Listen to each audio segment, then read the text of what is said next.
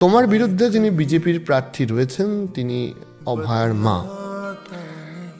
End of the day এটা একটা vote politics, এবং এন্ড অফ দ্য ডে উনিও বেশ কিছু সময় ব্যক্তি তোমার বিরুদ্ধে না বললেও, তোমাকে ছেলের মতো বা ইত্যাদি বললেও বামেদের একটা প্রতিদ্বন্দ্বিতা করছে।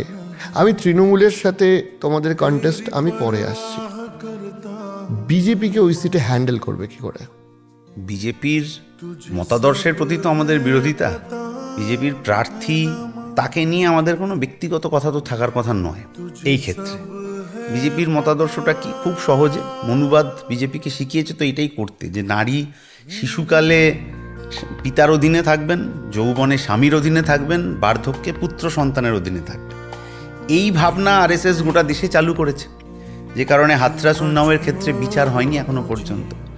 বিজেপি এমন একটা রাজনৈতিক দল যে ধর্ষকদের মালা পরিয়ে, ধর্ষক জামিন পেয়েছেন বলে মালা পরিয়ে বিজয় মিছিল করে বাড়িতে নিয়ে গেছে তাকে।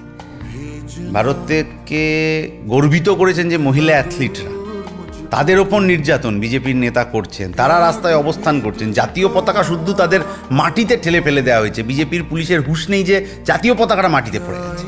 তো দিস ইজ বিজেপি। এই বিজেপি যখন পশ্চিমবাংলায় আসছে, তখন যে তার ইডি, তার সিবিআই এর কি হচ্ছে আমরা বুঝতে পারছি না, কিন্তু তারা শীত ঘুম থেকে বেরোতে পারছে না। তাহলে আপনি অভয়ার কথা বলেছেন, অভয়ার তদন্ত, নিয়োগ দুর্নীতির তদন্ত, আবাস যোজনার তদন্ত, 100 দিনের কাজের দুর্নীতির তদন্ত, কোনোটাই তো কমপ্লিট হলো না। কবে কমপ্লিট হবে? এই যে সেটিংয়ের কথা আমরা বলেছি বলে অনেক মানুষ অতীতে আমাদের বলেছিলেন যে তোমরা একটু তাড়াহুড়ো করে সেটিং বলে ফেলছো, দেখো ভরসা রাখো ইত্যাদি। আজকে তো সেই মানুষও সেটিংয়ের কথা বলছেন, কারণ বিচার তো হলো না।